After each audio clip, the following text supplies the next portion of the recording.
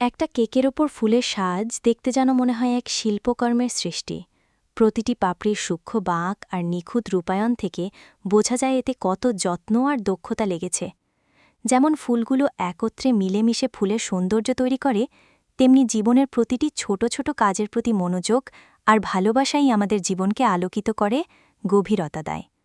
প্রতিদিনের জীবনে যদি আমরা এভাবেই ধৈর্য আর নিষ্ঠার সঙ্গে এগিয়ে যাই, তাহলে যে কোনো কঠিন কাজকেও আমরা সহজে সুন্দর করে তুলতে পারব।